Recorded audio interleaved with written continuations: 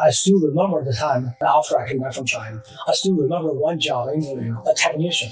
Then they offered me a job, $35,000. I was crying. The raining day. I still remember. I cannot separate either my tear or really outside thing. Came to America, so many years with my children here. I cannot feed my family. I mean, I cannot do it. Just no matter what, I cannot find a job doing this. I think that's a very, very turning point. That's David and Johnny, a father and son duo rewriting what legacy looks like. In this episode, David shares how instinct and creativity helped him bend reality, turning obstacles into opportunities, and how the same grit built the foundation for generational wealth. David grew up in Beijing during the Cultural Revolution. No refrigerator, no safety net, so poor that meat was a luxury. His entire family shared just 2 chickens a year, reserved for special celebrations. Yet a single color photo from America lit the fuse. He hacked college admissions, flew to JFK with $40 and just 2 suitcases. Today, he talks about living on the edge to keep your brain alive, a life defined by freedom, legacy, and the immigrant dream. And now he's passing that mindset to his son, Johnny. This is the Immigrant Millionaire Investor, a movement rewriting the narrative of what's possible and proving immigrants don't have to come from money, not just to survive, but to rise. I hope you enjoy it. Let's dive in. So you're from Beijing? Beijing, not from no spicy, no right? Spicy, yeah. So your family has always been in Beijing? Yes, yeah. I born in Beijing. But my parents are from north. With the Cultural Revolution, the time, there's a lot of Chinese history there. Yeah. Then they graduated from, actually my both parents graduated from Hangzhou University, which is my wife over there. After they graduated in the Cultural Revolution, then they moved them to the north. So then my parents teaching in the universities. Your parents were originally also from around Hangzhou area? No, but my parents. My parents are from the Shanghai, the Hangzhou, that area. In Beijing. And you have siblings? I have one brother. One brother? Yeah, he's older than me, and he's in China. That was before the one-child policy, right? The one-child policy is after our generation. I mean, basically, you would be like our generation. Yeah. So let's say if I'm in China, and if I married, I think at that time I only allow 1 kid. Now is. But now it opens up now. Now it's pretty much. Please have as many kids as possible. I think at this point in China, right? We all need, like Elon Musk said, right? So. What did you study in China? I studied in the electrical engineering, and at that time, when we grew up, the time, we didn't know that China, the Deng Xiaoping took over China, and it opened up. So we didn't know at that time when we were in high school, we didn't know if we could able to go to the university. So then once they opened up, then we are able to, they call it national exam. I think at that time only 3% or 2% can get in college. So that's a national exam. Because very few people were educated. Yeah, very, very few at that time, yeah. So because your parents were both professors, they really emphasized you to get education. I think that time is not I think we grew up in the Cultural Revolution. The time is really no education. Everybody doing things like the propaganda, the Chen Mao and the era. So it's really no education at all until Deng Xiaoping took over and then changed the open policy. Then we were able to go to college. And that time is just started very infant stage for college.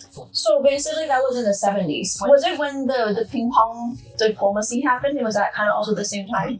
That's in 1970, yeah. But I went to college in 1979. So it's almost 10 years after that. So you were the first generation that were educated with the prospect of going to college. Yes. My brother was 79, he was 78, and 77, that was the first time people can go to college. Yeah, before that college is like anybody can go, like our own small time. You don't need a national exam. There's so many, anyone can go to college. Right. And then but the college did not produce anything. Nobody studied. Okay, and because there weren't real motivation to study because you're going to go back doing the same job. Yeah, and also everybody's same, right? So no matter you study hard or you try to work hard, doesn't mean anything. Everybody equal, everybody socialist, right? I mean, today we have a food like this. Yeah. When we grew up, we never see food like that. So we're always poor, and we don't have food. What kind of food did you eat when you grew up? Pretty much rice, the mantou, and also potato. and the cabbage. And in the Chinese New Year, and we are able to get a whole family have 2 chicken. Put this way, we're not like a low-income family. We're, I think, a professor, whatever, my parents, at least the middle class. And we don't have a meat, we don't have anything. And really, every year, when Chinese New Year, then you're able to have a really called a fast. We have all kinds of food that we have. That's why when we grew up, we don't have food. We don't have a refrigerator. We don't have anything. I mean, at the time we don't have a gas, like the cooking stove. We don't have propane. We don't have that. So our job is after school, you need to open the what do you call it? Like a coal. Then you need to open the gate, let air go in. Then the flame come up, and then you can cook in your thing. It's a total different era at that time. Yeah. What was your thought? Like, what made you think to come to the United States? What was your like? I think the only thing that time, because of my father then the Deng Xiaoping opened up China, and they started actually did like 200 top scholar exchange program with the U.S. So my father was getting into Princeton for teaching, and to teach at Princeton. Yeah, he went to Princeton for 2-year program. So then, of course, Princeton, they have some professors go to China. They call it exchange program. So when my father came to the U.S., I think that was in 1977, I would say, 77, 78. I remember when he sent me the first picture. I see the picture. I never see that before, a color picture. First of all, we never see a color picture before. Yeah. And then all the furniture, whatever, it's so beautiful. I mean, actually, it's not high-end furniture because we don't see that before. It's really, I think it opened up a lot for me. And also that time when China opened and everyone had to start learning English, they have a lot of English night school, and everybody after work we go to English school. That's what I did. And then at that time I really want to come to America. I said, I already knew at that time if I was staying in China, my life would never change. So that time we say, I even say that I rather die in America, I would not die in China. So that's how you're very determined to come to America. But of course, now you're talking a little story now. Okay, we're not talking about. So in order for me to come to America, you need to apply for school, right? Yeah. So school, then you need a TOEFL exam. Yeah. They call it, the English as a second language. Yeah. And exam.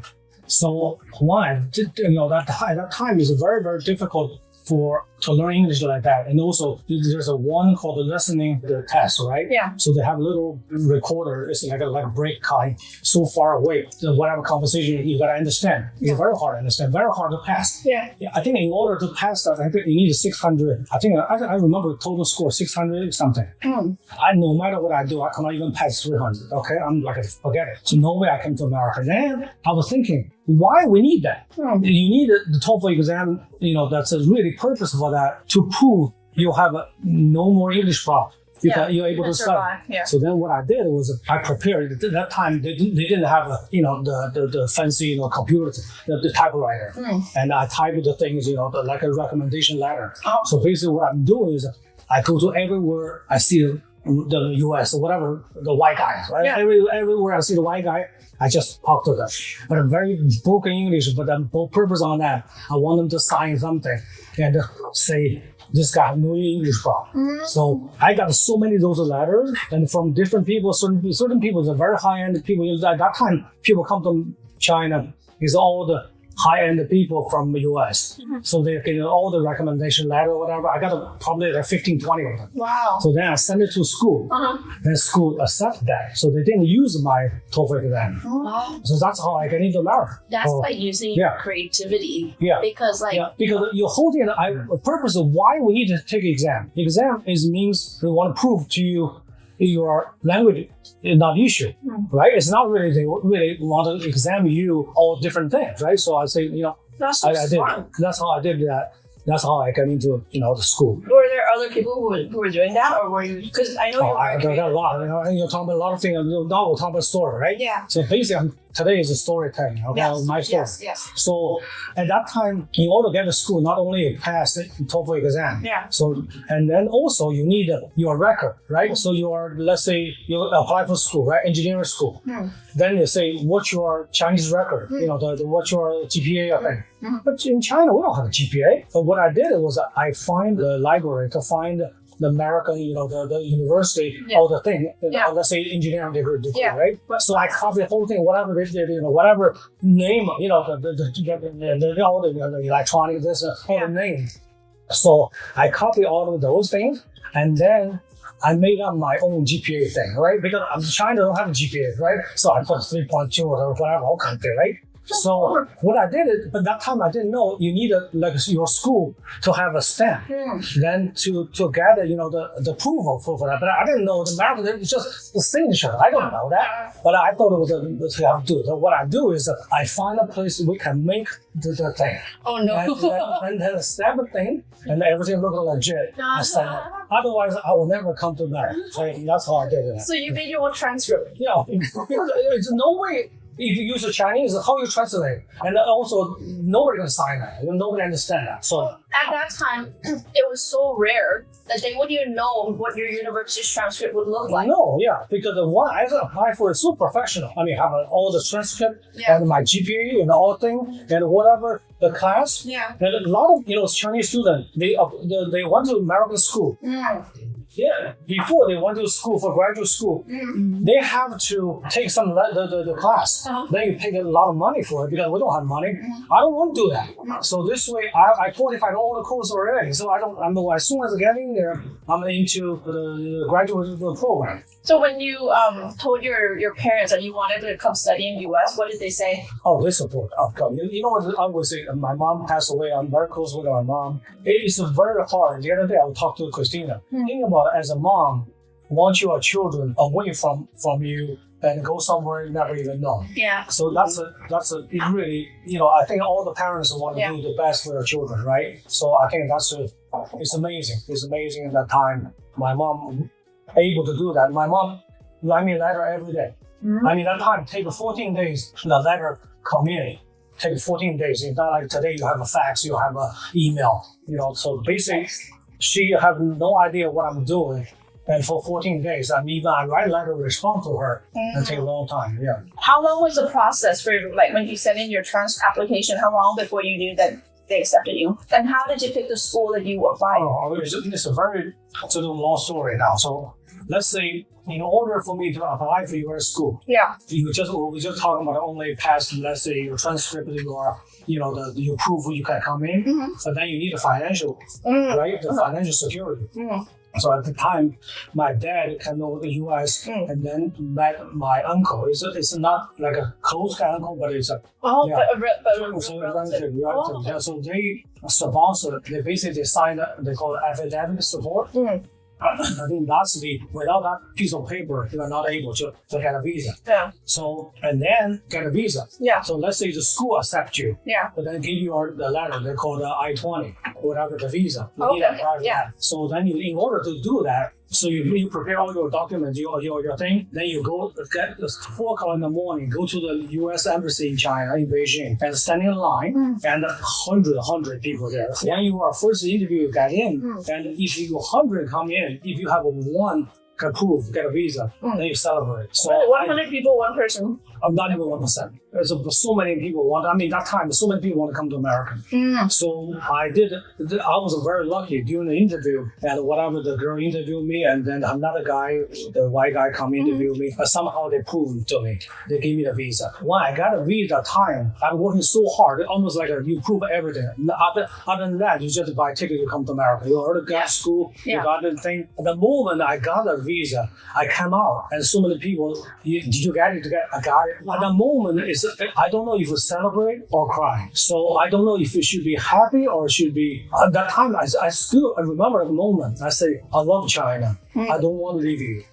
But actually, it's a very hard feeling, that kind of thing. I'm sure, like you guys are working on the real estate, right? So much journey, but when you finish it. And the finish journey, the moment, I don't know, you celebrate the happiness or you celebrate your journey. Yeah. So I think that time for me is more celebrate. And that's why your question is, how long take you to apply to get into America? Long journey. It's a very, very difficult journey. So finally, we are able to get a visa, and also whole family generation, the saving. And buy the one-way ticket. That ticket is so expensive. It's a generation saving. It's not like my mom don't have money, my dad doesn't have money, and my we got borrowed from all the generation, uncle, whatever, all the money, one-way ticket. And then at that time, my uncle, actually my mother's, then my dad, the sister, the husband, I don't know what you call it. But anyway, so that time he went to Japan, and he's also a scholar. He exchanged the $40 US. That's my $40 US come to America. So that's Give you $40. $40 US. Yeah. So that's my journey. Come to America, come to New York, JFK. From Beijing to Shanghai, Shanghai to Tokyo, Tokyo to Detroit, Detroit to JFK. That was my first time to take a flight. I never fly. Do you remember how long the entire flight was? That sounds like a It's a long time. long one. Got up in points an hour, whatever. Yeah. You flew by yourself?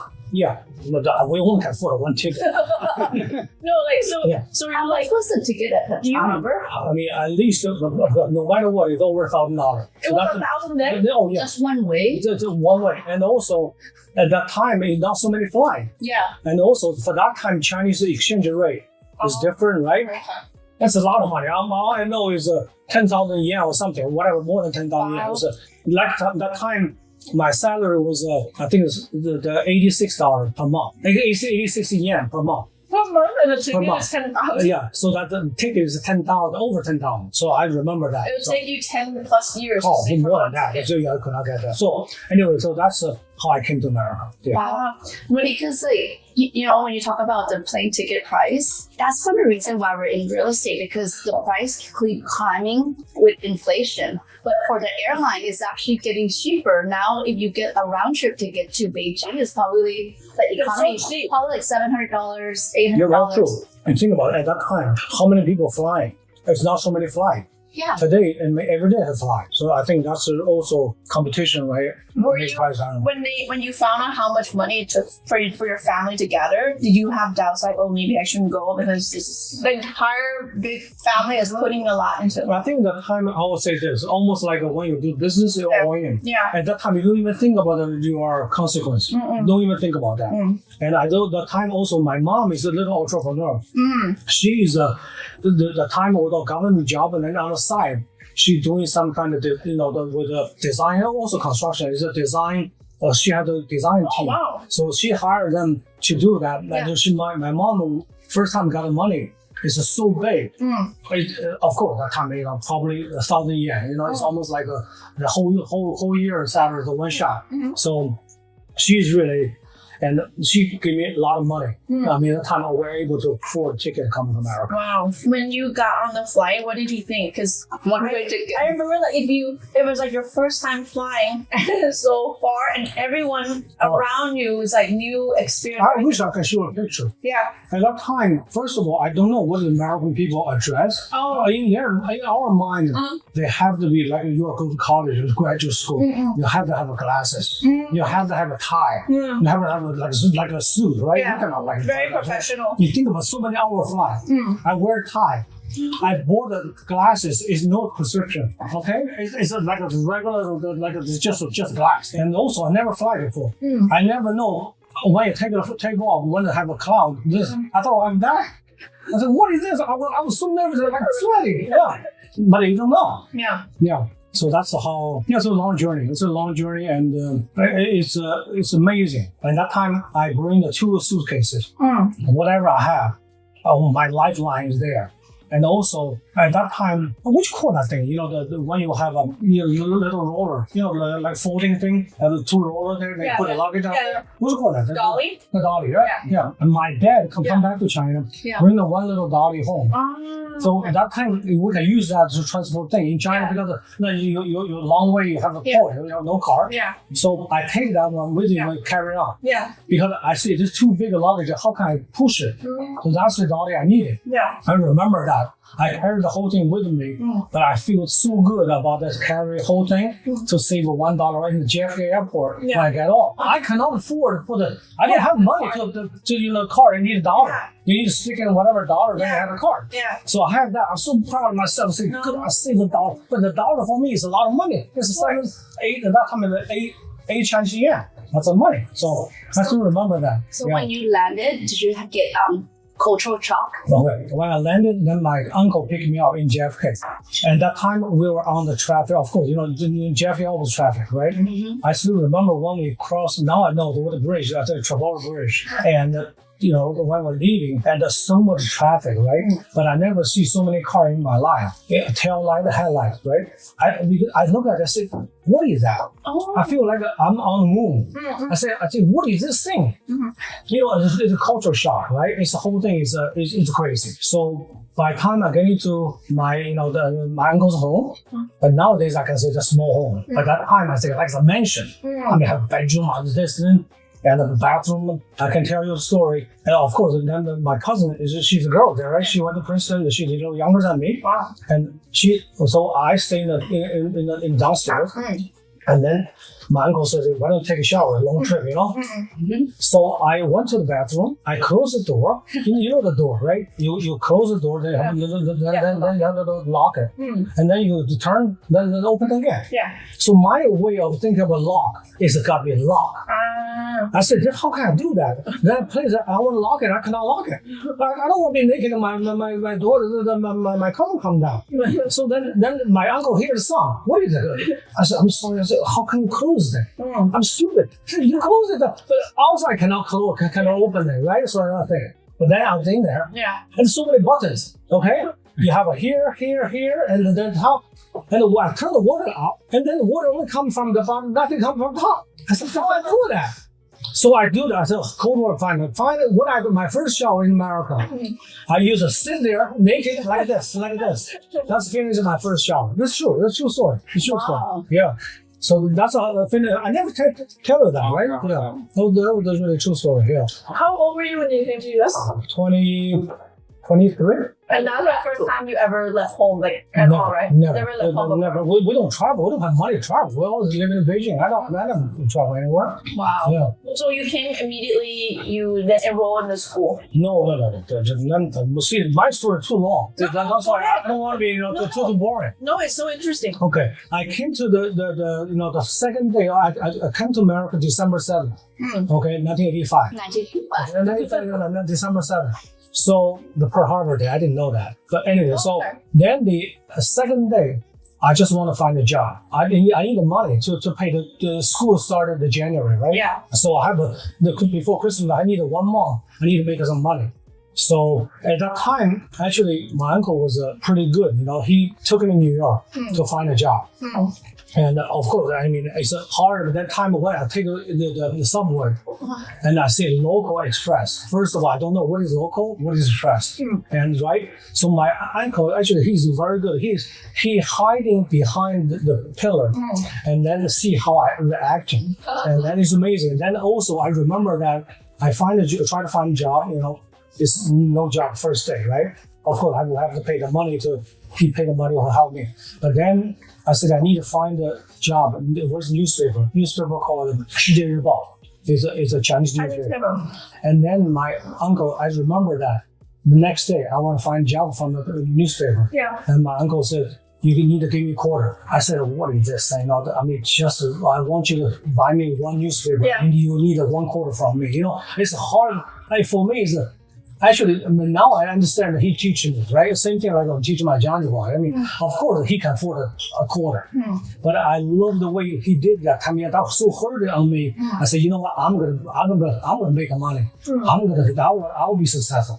I think that's kind of motivation for you. So then finally, I find a job. Yeah. And he's living the house in Roselle Park, New Jersey. His backyard is by the train station. Yeah. So basically, I can walk from his house to the train station, and then go take me to the Penn station. Yeah. And then Penn station, they call it path, and then take a subway. So basically, the whole round trip cost me, I think at that time, maybe $8, probably a little over $10 for a round trip. Expensive. And then I'm making $4 per hour, $32. So basically, I need a $32 whole day and divide by take whatever $10, $20, and then you commute each way 2 hours. That's a 4 hours just commute, and that's a lot of hard work. But then also, in the time I'm working for the warehouse, the one of the warehouse, then the one guy, he owned the company, actually selling, they call it a 星星灯, I don't know what you call it. It's like a little Christmas light with all the lights thing there. And so I unload the container, and the night he tried to sell, on the Chinatown, all the thing. But I can see the owner is such a hard-working person and no sleep and no working. I say, now, of course, I report to him, but I first time see the American owner. It's not like something leadership, from China, they don't do anything. But it's really inspired me. At that time, I said, why don't we do this? Instead of for me to commute, can I sleep on your floor? This way, I don't have to, not warehouse, his house, right? So at that time, I went to his house. It's really like what you said today, Tom, 1 bedroom. He had only 1 bedroom apartment. He's not living a luxury life, but of course, he's a cash in container. You know how much cash? I mean, see the cash, and he has a gun too, right? So, but I see him, and then of course I slept on the floor, and then we're working at night, and then we went to Chinatown have a little food because we deliver all the goods. And the food, the first time I tasted chicken broth, the beef broth. I never see that before. It's juicy. I mean, so good. I said, wow, just for that, I want to work for the whole day for free just for the food. But that kind of thing. But it's really, I went through all the things. And that's why I'm preaching a lot of things, what happened today. It's really, I mean, those kind of story is a true story. It's very humble. I mean, that's really, I mean, I will say, it's a great experience I had. I will never trade those kind of experience for $1 million. I mean, that's a good memory. Yeah, good. How long were you working like that, and when did you start school? So once the school started, that's my first job. I remember when I get paid, I put the money in my socks, because New York City is very, very dangerous, right? So when I got the first of them, but then right away you need to pay. I think I made $1,000 for the whole month, and then my tuition, I remember that time was $1,500. So that's a lot. For the credit. I think the time was $400 for each class. I think for 3 credit. So you need to take a 12 credit and something like that. Something charge school. Something like that. 3 credit, 4 class, 12 So credit. pretty much when I went to school, of course, it's all English. My English is terrible. And also I cannot, let's say. Well, you also give yourself classes. So how was that?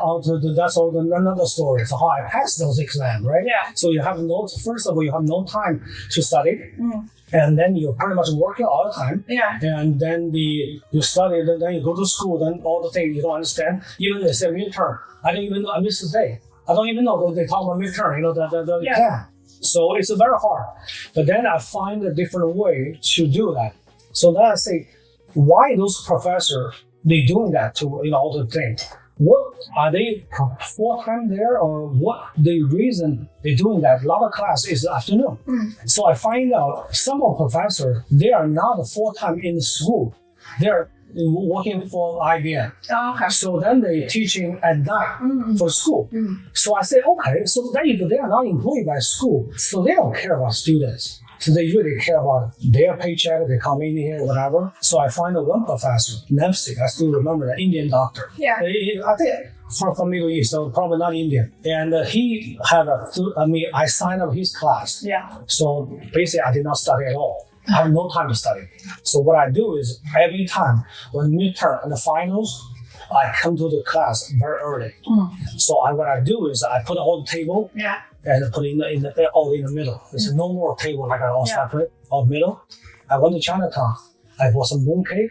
I bought some tea. I bought thing.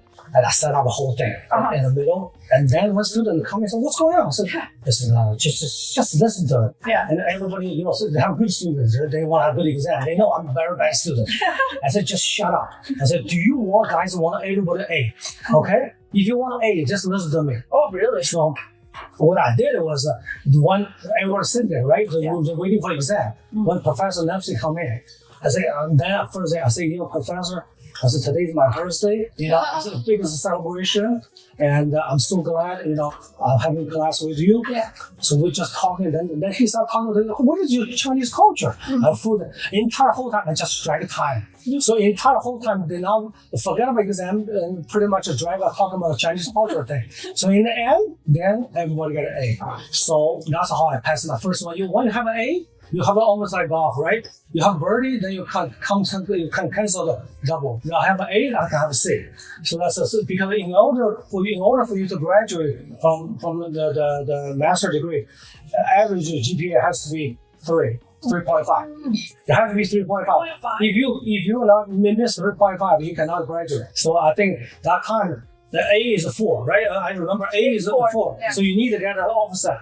The B is a 3. Like B plus or something. Gotta be average B. Yeah. So that's So what I did. again, like you always use your creativity and you always look at the end. What is that person that has an influence is trying to achieve? Like instead of just like doing by the book, go to class, take like exam, you're like, how do I get there faster? And like with my circumstance, how can I get there regardless? I think it's not a skill. I think because I'm so bad, because I cannot pass exam. If I go to Europe, let's say you say study hard and do that, I cannot pass. I know no matter what I do, I cannot pass. First of all, I'm not smart enough. Second of all, I don't have time. I'm not like a regular American student. They can go home to study. I have no time. I can make money. So it's very hard for me. I always say that everybody has a potential. When you are in the corner, everybody has a potential. You can come up with something. But because we're all human beings, we're all animals. We all have the instinct, survival instinct. The fighting. Right? Yeah, exactly. So how do you instill that to your kids? I think I don't really spend a lot of time with teaching my kids. I don't think so. It's really it's also like different circumstances. Like I can't picture exactly what he's talking about, but I can obviously appreciate it. But it is difficult for me to I think that understand time when my kids grew up, we're like middle class family. Yeah. And we didn't really explore, the high end stuff. Yeah. And pretty much we never even very rare we go out and eat. Yeah. Pretty much cooking. So I always travel, and I don't think I have the good thing that what I did was at least mom always home with the 3 kids. So the kids never feel like I grew up without mom. So at least that time, pretty much we travel. My job is travel a lot. Everything is travel. But during the travel, I learn a lot too. That's how I be more confident you come because you travel. You see so many different things. You meet different people you never talked before. So those kind of fear eventually is gone. So I think that's really helped me for when I start business, all kind of things. I think it's like a whole package. Without what I did in the very beginning, I don't think I can be what I'm sitting here today. But with you guys building, the real estate, that's really, it's amazing journey for me. It's really. When you graduated school, what was your first job? My first job was My first job was they called RMS associate, and now I'll tell me how to find a job. Yeah. Okay, in our class, when people graduate, a lot of good students they find a job. It takes a long time to find a job. Yeah. Same way, like what you mentioned. How can I find a way to find a job? So what I do is I buy all the newspaper, all the classifier thing. I put a little book, but for that thing, I'm very, very particular, very detail oriented. I put out every ad. I take it, cut it, put out the book, who I talk to. You make phone call. Then that time no email, right? You have address. So you send the all resume. I sent so many resume for so many good things. But then finally I got when I did interview. And I think I know how to interview at time because most of the Chinese students, their English not that good, right? So it's they don't know how to sell themselves in a very short period of time. So I think that I was pretty good trying to sell myself in a very short period of time. I think in our class, I was pretty top. I'm very bad student, but I was very top to find a job. When people say, you find a job? How do you find a job? So, but when you find a job, the job was actually I live in New York. And but my job is in the New Jersey, so in the Hackensack over there. So I Tilbury Airport. So when I got a job, but the interview was good. But when I got in, I'm not an engineer. I cannot do any auto thing. Whatever you call it, I have no idea. I'm every day I come in, I look at my clock, not moving. It's just so boring. I sit on the desk there. They have the drawing thing. I have no idea what they're talking about. And this is so hard. But your degree's in Yeah, electrical engineer. I'm Remember he didn't go to so within the 3 months, not even 3 months, 2 months, I'll be fired. So they fired me. So basically, I'm gone. So I said, Jesus, that time was, and also I drive a very shitty car, right? The car, every time I park all the way to the back, I don't want people to see my car. So that time it was I think that's a turning point. I mean, then should I go back to school again because my visa expired? If you are either working with someone that sponsors you to get a green card, extend your visa, or you have to go back to school. Yeah. So at that time, I applied for school again. So computer science, I hate that. So but I have to, in order to keep my visa, otherwise I have to go back to China. Yeah. Of course, I don't want to go to China. So, and then I was lucky. One day was lucky. I had another interview at the final job. And that's also a good interview. Yeah. But that company, I think, even today, I would say the company called Cobus, and it's a German company, Yeah. and they make a machine for the bookbinding machine. Oh, okay. So they pretty much dominate in the industry. It's only 2 companies, 2-3 companies making that kind of machine. So I was able to travel with them to see the world. And the first time I traveled with them, then everybody had their own room. I said, what? That's luxury. Why we share? We should share a room. So then they give you $55 per day to buy food. That's awesome. I said, what? I mean, then I had the first time, we went with American together. I have no idea. I remember the breakfast. Then you order food, right? So I picked that thing. I said, company pay for it. So I ordered, then they say eggs, bacon. Yeah, egg and bacon. I said, no, I need some toast. Then I ordered French toast. Then the guy next to me, oh, you must hungry. Yeah. One dish come in. It's the mashed potato, the whole thing, and another French toast. I said, actually, I didn't know that. Yeah. So I said, yes, I'm hungry. I was forcing myself to eat the whole thing. But actually, I don't know. French toast is a different dish. But I thought the toast, in English, when you start English, French toast. That's toast. But it's not toast. It's a different thing. So, but that's how you learn. Then how you order food, like an individual kind of thing, so. Everything's everything starting from zero. Oh, everything's zero. Oh, I mean, I have to tell my children the same thing. And the time, the 2 year came to America, so, from nothing to find a job, whatever, every day you learn. You learn how to use things. I mean, you learn using everything. Yeah. How to take a bus. Yeah. How can you tell the bus driver you're going to stop? I don't know. I say to people, how do they know? I mean, this is my home. I didn't know that, but all those things, you learn a lot. You learn every day. I mean, everything. You learn supermarket. I mean, everything. That's that kind of thing. I think you learn so much. So much. I think that's why I always like to learn a new thing. I mean, like this trip. If I never met you guys, I would never do this trip. So that's a very...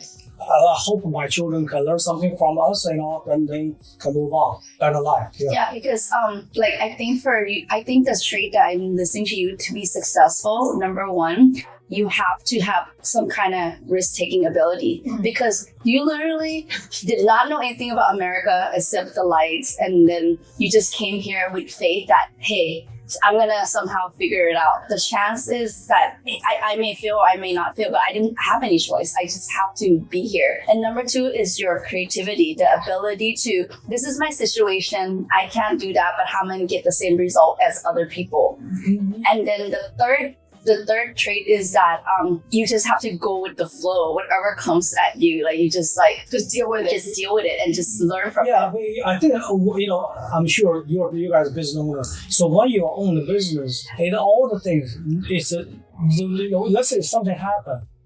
All your employee can ask you, but who are you gonna ask? You only ask yourself.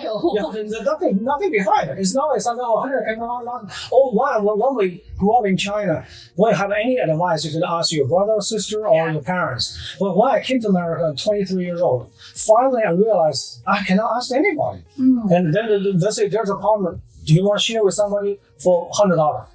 I don't know if it is who is this guy and where am I living. So then your chance. You have to make a decision, write a check, whatever. So I think that's really help you to make a decision, not afraid of making a decision anymore. I think when you have somebody, you always depend on somebody, right? The whole thing is, I always say, animal we're animal. We always want to eat. We want to be survive. But if mom did not give me food, I gotta find the food, right? I need to survive, right? So that's the whole thing. I think we all do that, and that's why I'm total against the communist, socialist, and the equal, that kind of thing. It's never work. Yeah. Because we're unique, everyone's different, right? Yeah. So that's why I feel that way. Yeah.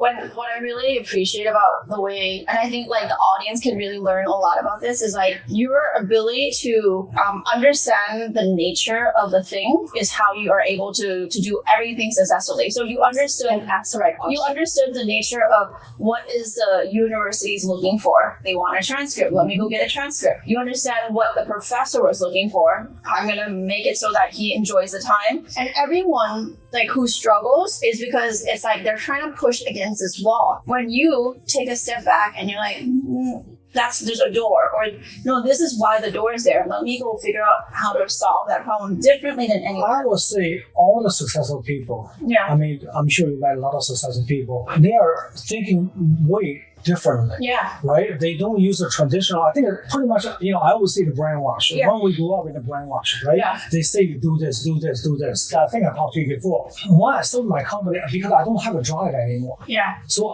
that's why I so much admire for Elon Musk, all those guys, so successful. They still drive every day, want to get up in the morning, want to do things. Now I want to play golf. I don't even have a drive to play golf anymore. I mean, this is crazy for me. I need something to stimulate my brain. Yeah. Because my brain right now is dead. Yeah. It's not even stimulating. Yeah. So I think when people stimulating your brain, and then you feel life is so enjoyable. And then if somebody always give you money, let's say you always give you money, then you don't feel like no urgency, right? I mean, that's what I feel. I mean, feeling alive. Yeah, right? yeah. I think I would say if you put everybody on the edge, you always know. If you're living on the edge every day, you are living your life is so powerful. And if you're not on the edge, you never know how really struggle. Yes. So I think if you can be on edge every day, you will feel life is so enjoyable. I mean, just look at today. Yeah. We come this morning. We got up 6:30 here time. Yeah. We spent the whole. I mean, we feel like today so long. Yeah. But that's a little drive stimulates you to do that. Otherwise, you don't have to do that. So we went to the property to check out the property and come to he never been to Fort Worth. Then we went to Fort Worth. Have a little coffee there. Just enjoy everything. So that's the whole package. We don't even know what is tonight. It could be something. Maybe we change the fly, right? But the reason you can do that because you have financial freedom. Yeah. You can do that, right? So that's kind of thing. I think for your audience, I would say use your own brain. Doesn't matter. I'm sure they listen to you guys talk about things. Yeah. Use your own brain to power yourself, and everybody can be successful. Even like me, I'm nobody. I'm still nobody, but I enjoy to be freedom, right? Financial freedom. So that's the kind of thing. I think a lot of people don't talk about the time. Time is so valuable for everybody. We only can live, I don't care how rich you are. Yeah. You live 95 years old, but the time is just long. You can, every day is worth a lot of money. And it goes by really fast, right? The time. It is, yeah. I think normally, what you said, I was like, the society, they teach you to sort of to be numb. Yeah. To sit back, be on a couch, just watch TV, and retirement will happen. Almost like anesthetized, like basically get an injection so you just sit there, right? But you actually seek out things that puts you on the edge.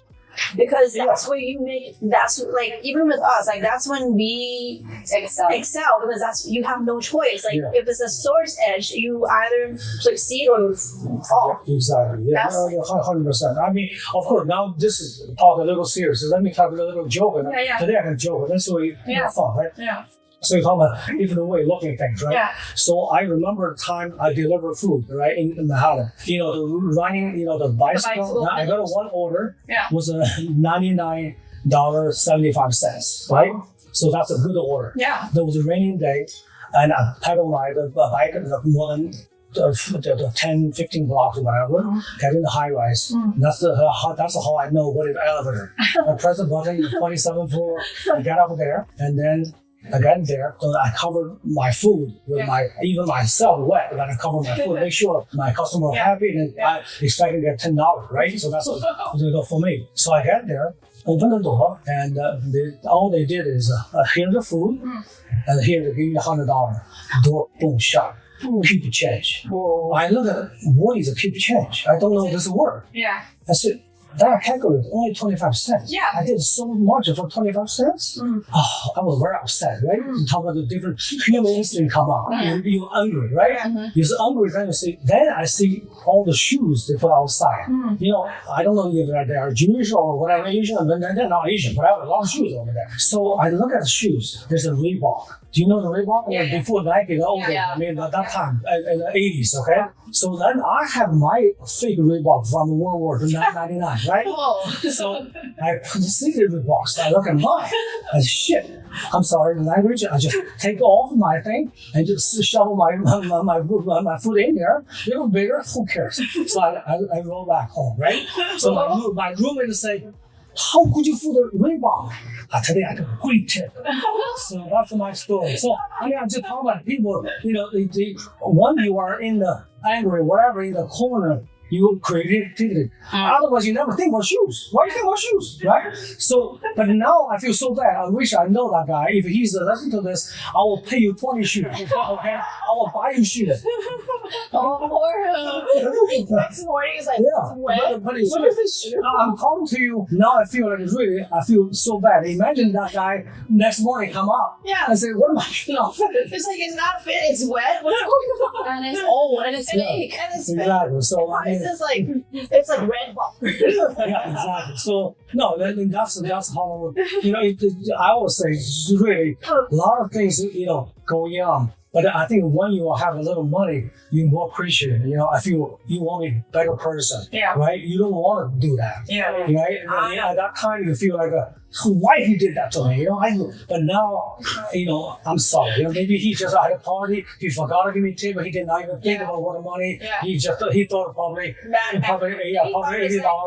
That kind of thing. So, I mean, that kind of things is really. I mean, you try to remember. I always say that in the restaurant, I'm working in a different restaurant at that time when I came to America, and I always remember the person always gave me a $10 tip. Oh. And that person, I still remember him. And even today, I don't know him. Yeah. I love to thank him. So, which I did the same thing, like one of the waitress from our club, and the golf club, and she's actually from South Africa. We had a little talk, and she said, she hadn't seen her mom for 2 years. I said, wow. Whoa. And she said, I'm going to go back at the end of this month. I said, wow. I said, I love my mom. I'm sure your mom missed you. So what I did is actually, of course, club already paid her. So I gave her $300 and put in a little envelope and Tina write it for me. So I gave to her. For me, I don't need her to say thank you. Yeah. I feel today I'm talking about $10, right? The tip I had. I'm sure one day she's going to tell her children, whatever, and say, hey, there's a guy, give me $300. I mean, I don't even know the guy. So, I mean, that kind of thing is for me, it's more humbling, right? For more feel good about it, that kind of thing. So, but that's pretty much a little bit about my life, right, my boy? We haven't gotten into, of course, we know. Let's talk a little bit about the transition from working for someone to being a business owner. What was that like? Okay, so then I worked for the company, the Cobus, and basically the printing company. So that's the binding. The binding machine, yeah. So basically they moved, I worked for them, I think 13 years, and they travel a lot, travel everywhere in the US. You were like a salesman, kind of?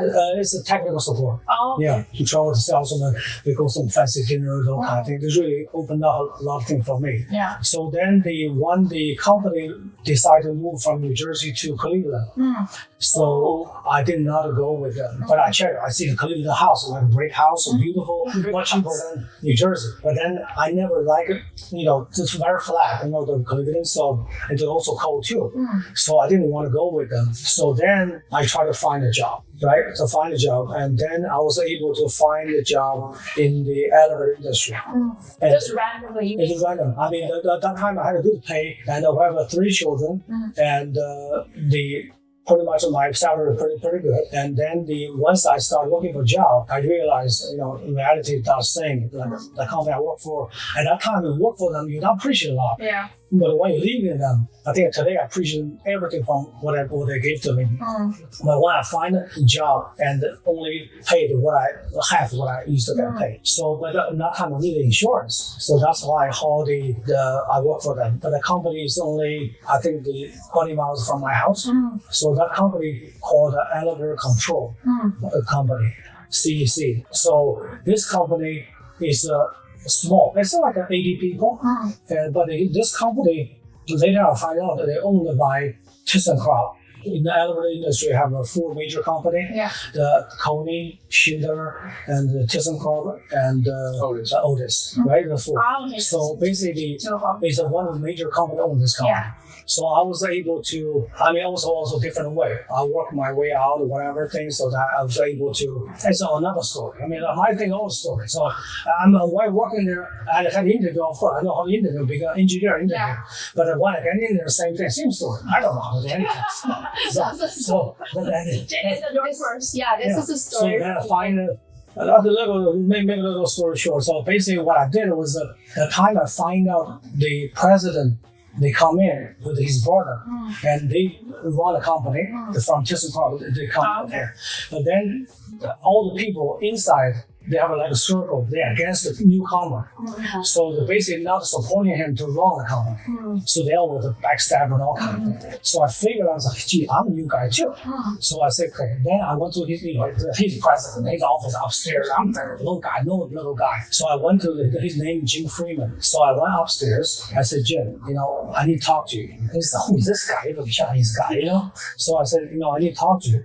At that time, I was before Christmas. I said, why don't you, I think people always against you internally. So why don't you and me with a broader team together, and I will make you good, and then we'll make a company better. Then you'll have better credit from top, from ThyssenKrupp, the bigger company. So he don't believe me, right? So I have his cell number, and at that time during the Christmas he's shopping, and then I call him again. I said, Jim, can you just do that?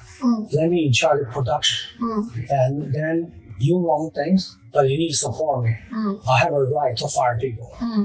Then I was amazed. Then I said, you have no way out.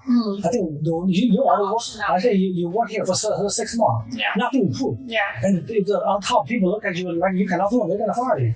So, but then he said, okay. So he basically let me in charge of production. So I'm like a production manager.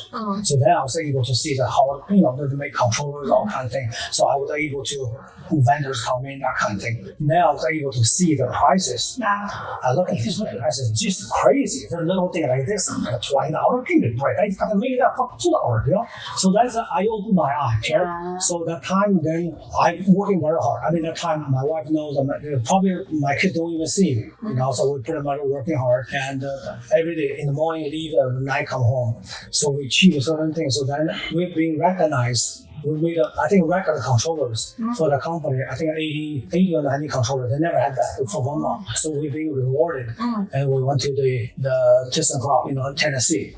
So we are able to see more things. They say, because of you guys and whatever. So I was there to see the factory. That door opened for me, right? You talk about so many parts, so many things. I think that's really something really triggered me more. So then after I come back, I worked for them only 1.5 years, less than 2 years. They fired me. So they off. So at that time, actually they fired me before I bought my ticket, because end of the year I use up my vacation. I need to go to China to see my parents. So then my wife said, I got laid off before I go to China. My wife said, you should go. Because you already have the ticket. So you have a ticket. So right now we don't have money at the time. So basically I did that. And on the trip back, I think I was come back from China.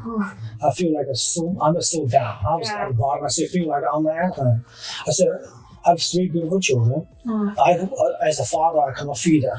I don't have a job. I don't have anything. So at that time, before the good job, I had a BMW 525. And then I still remember the time. And then I drove the car to do the interview. And after I came back from China, I still remember one job interview, a technician.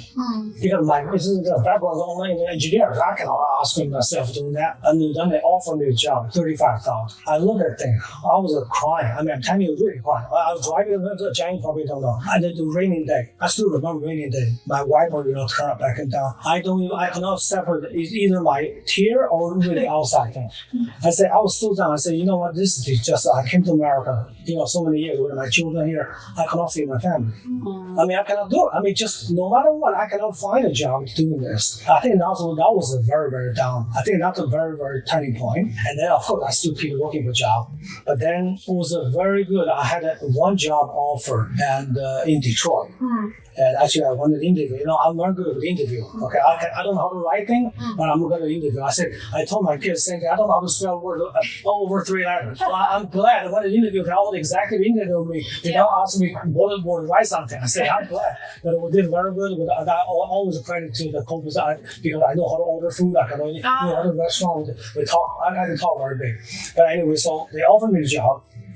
But then, of course, it required the whole family to go to China. So then they give you the... Oh, you would have to move back? Yeah. So you have to move back to China. And then they give the children, they call the bilingual school, to have all the... To pay for so they pay for everything for a student, for my kid. So, but then one way my wife wanted to go. So, but then I say, what if I go? Where's my value? Come back to China, to the US, because I love America, right? So, if I go to China, my value is down, and zero value come to America. So, there's manufacturing, so they're managing for manufacturer, whatever electronic for the lights. A very big company, $1 billion company, very, very successful company. So, I'm at a time of struggle, and then the meantime, we have a salesman. The time when I did the business with the elevator company, the salesman one day, he's a Rudy, he's a big Jets fan. I don't know if you met him. I think you met him. He passed away. But he always say, David, why don't you sell something? And I can, to elevator industry, he knows people. And say, why don't you make something, China? So, and I always like manufacturing. So that's how I started. The job offer they gave to me, I sent a letter to them. I would not take the offer. So I think that's the turning point. And then that time I was pretty much stay in the basement and just phone calls, that kind of thing. I mean, it's such a powerful drive you have. You would not want down. You say no way out.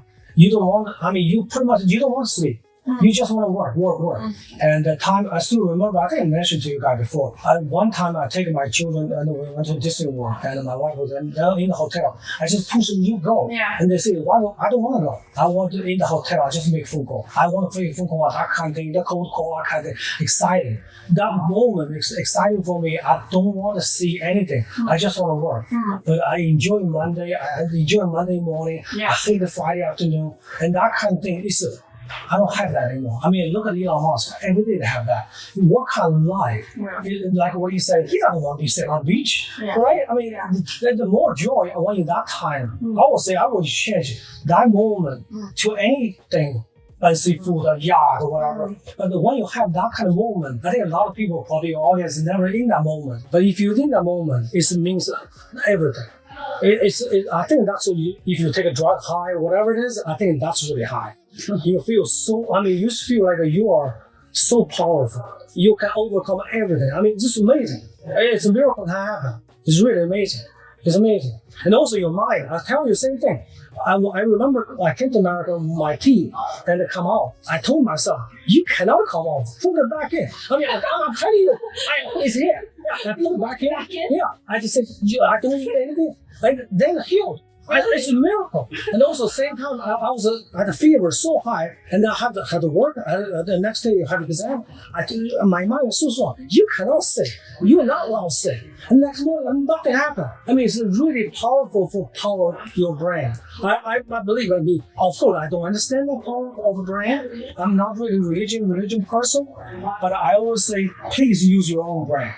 Your brain is so powerful, and don't listen to anybody. All your audience or whatever they're testing, listen to everybody podcast, have your own way to digest all the podcasts. So tell you. And use your brain. And don't try to listen to anyone. And use your own brain. I think your brain is so powerful. Your brain can change your life. It's true. It's true. I think that's a... I wish I still have that brain. I think my brain's dead now. No, you're having it with real estate now. So I want to talk to you about why you're so passionate, like about, you know, the next chapter with what you're doing with Johnny and stuff like that. Like what drives that? Okay, you know, because when you through that, you know, working for corporate, working for people, right? Then become a business owner. The business owner take a lot of risk. I mean, pretty much a lot of stress, a lot of things. Only until you sold your company, you went through that, you realize the rewarding is much, much bigger. I always say to my children, if I write you a check for $1 million, basically about $80,000 a year, okay, for 10 years, that's so cheap. It's $4 million I can buy anybody, okay, for $80,000 a year for 10 years. You do whatever, I don't want you doing it. Just every day. 5 o'clock to the 8 o'clock, come to the office, sit there. I don't care what you do, and leave at 5 o'clock. Do nothing. But all the people doing that. If you're doing that, your life is so not meaningful at all. Unless you really created something you feel good about for your job. You created something for your life. If you only paycheck by paycheck and you don't even care about your job, you're doing that, but you have no you have no choice, right? You want just to get a paycheck. That's so pathetic for me. So I think that's why the reason I'm doing this for my children. I want them to have that kind of freedom. It's not a lot of money. You don't need a lot of money to become financial freedom. You really don't need. You don't need about 20 million, 30 million. You don't need that. Okay, you don't really need that. If you manage your money well, invest well, you can enjoy your life. You know, so like I talked to my daughter, she don't know. When she moved to Denver, she said, Dad, I don't know if I like it. I need 1 year. I said, America will have 50 states. If you want 1 year or 2 years for each state, your whole life, you don't know where to live. But if you have money, who cares what state? Yeah. You stay there, the next day you want a beach, tomorrow find a beach. That's all the big deal is about a ticket. It's so simple. But it's very, very hard to think that way. But when she did that, when you're in a moment, she said, I don't know if I like it. You never know what you like it. But same when you start a business, you don't know. I think a lot of people, when you start a business, too much thinking, can I do this? You don't know. Nobody knows. You just dive in. If it doesn't work, it doesn't work. Yep. I mean, nothing you can do, but the time is your side. If you don't try that, you will never get there. Yeah. So I would say people don't think too much. Just do it. I think that's really, I remember the time, I think I mentioned to you guys, there's in the elevator industry called the wedge socket. It's one of the components that lifted the car, the car for the cable. And it's faster. So basically that one, when I find out, and when I can make it in China, at that time only $3. I said, you know what? I didn't even calculate anything with shipping, anything. I said, you know what? Let me advertise. I spent $5,000 on the Elevator World magazine. On center page, I elevated my company for this, $6.99. And the people calling me, are you crazy? So $6.99. Yeah. And you made it for $3. I can make it for $3. Yeah. I didn't even calculate shipping. Yeah, I thought I should one container. I can put tons of them. But once I calculate, you cannot put a lot in the container because it's too heavy. So, but that time you're stupid. But that time you did I ask anybody? I didn't even know what is the market price. Later I find out the market price is $40 per each. So what I was doing. But then I find out, I think, it doesn't work. You need approval, you need this, you need that, all the kind of approval testing. But then I said, gee, I learned that. But all those things, if you really try to study holding to get your product ready and get the market ready, then you try to sell, you probably never do it. Because you are learned, oh my God, I was so stupid. But then you try to do things, right? That's you learn all the things. Of course, I want people to study things. Not everything, just one shot. But I think certain people willing to take it one shot, right? So I would say, for me, in that moment, I have no way out.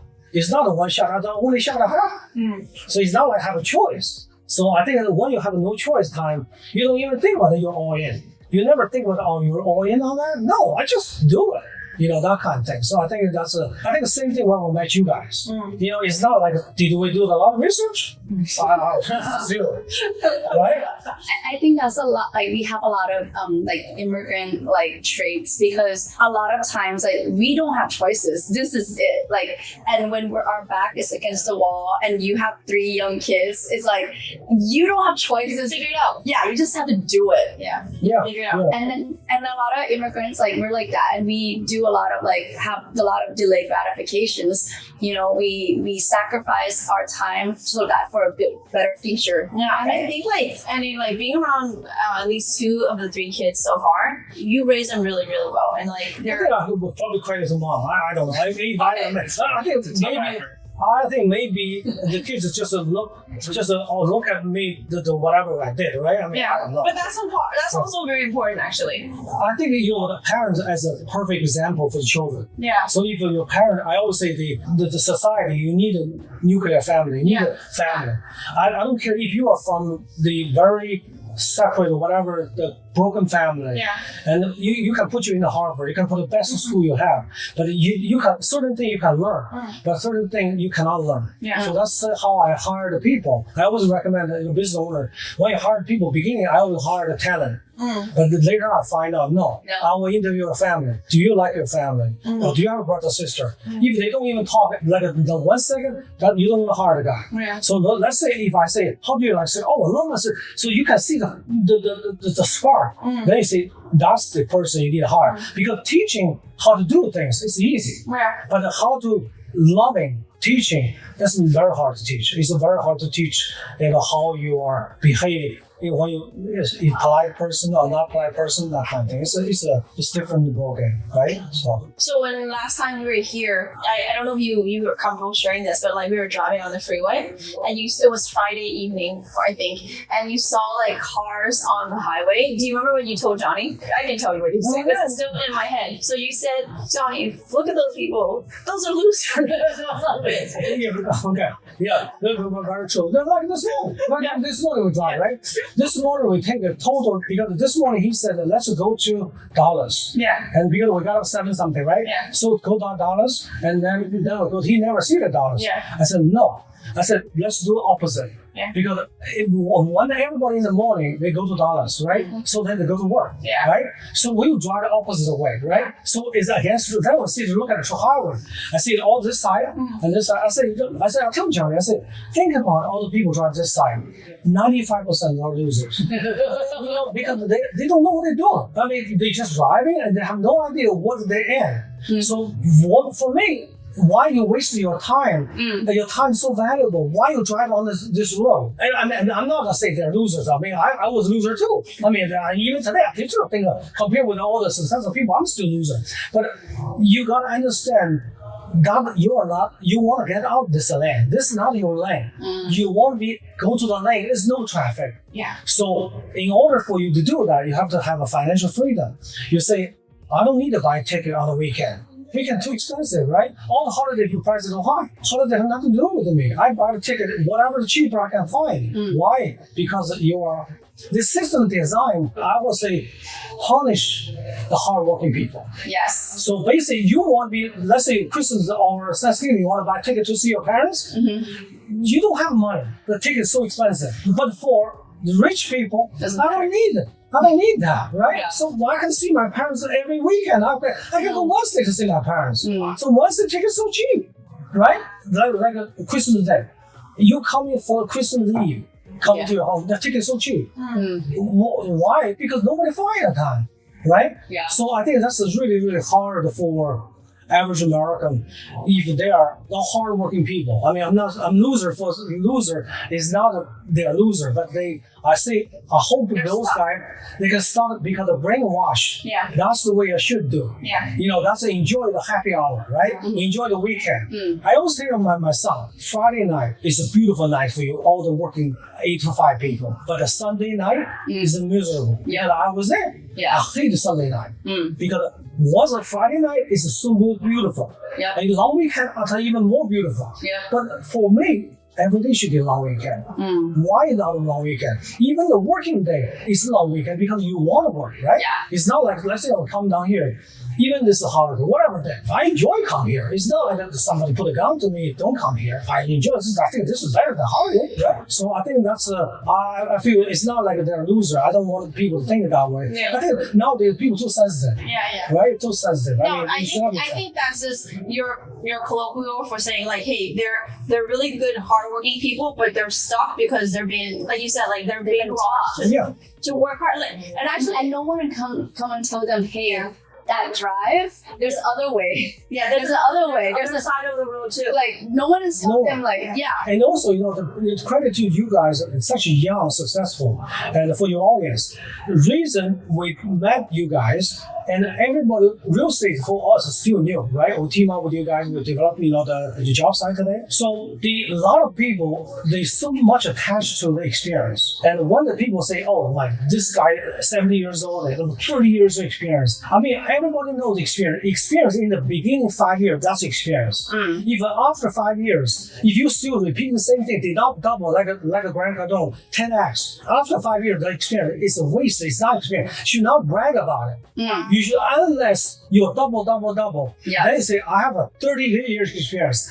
Every 5 years, I have 5x. Every 5 years, 5x. That's the experience you wanted. But for me, to the 3 years experience, if you're working hard on that 3 years experience, the 5 years experience equal at least a 15, 20 years experience. So I think that's really, for your audience, I think you guys are very attractive for the young investors and the young people, and especially immigrants. So I think all the immigrants, we talk about legal immigrant, right?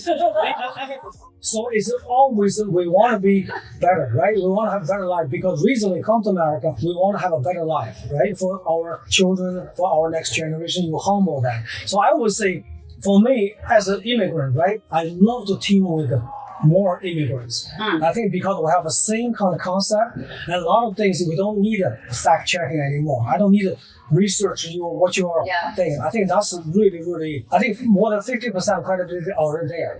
Then you go next level. I think that's my recommendation. So last question, right now, a lot of young people, what do you want to tell them about their possibilities that they have outside of the corporate setting? Like last words on that, to give young people some. I would say, my opinion, try to not enjoy Friday night. Okay? Try not any kind of thing like a happy hour, anything free, don't take it. I always tell my children, free is the most expensive thing. So I think if you can generate whatever, find a way, say, not enjoy Friday night. Try to enjoy Monday night, Monday morning, Sunday night. Try to find something. Either your job stimulates you, do that. Then continue working what you do. Then people could be working for corporate. They have a very good life. Enjoy, go there to try to find a cancer or find whatever, cure this, solve this problem. Do it. But if you every day you're waiting for the paycheck, and it's every day you go to work, say, I don't want to work. I hate that thing. I think you need to do something to try to find a way not enjoy Friday. If we only enjoy Friday, you will never way out.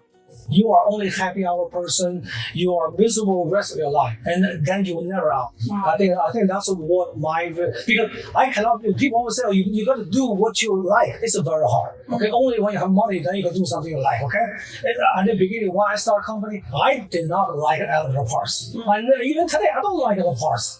It's dirty and all kind of factory thing. At that time, I don't enjoy money. I don't care about parts. Really, I mean, honestly, if somebody say I love elevator part, I'm passionate. Good for you. But I'm not a Elon Musk. He wants to go to the Mars. I mean, I love to have that kind of passion. I don't have it. What was it that you brought on your suitcase in your 2 bags? What was something interesting that you brought? Okay. I think that time we were so poor. And I think we mentioned it the other day, what is your treasure? What is your thing? You cannot live without it. But that time we don't have anything to live without. So I can tell you inside of my pack, I have the cooking pot.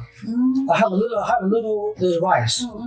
No, because I don't know America. Because at that time we brainwashed, we don't know America, right? So we're so poor. Come in. What if tomorrow I get there? I have no food.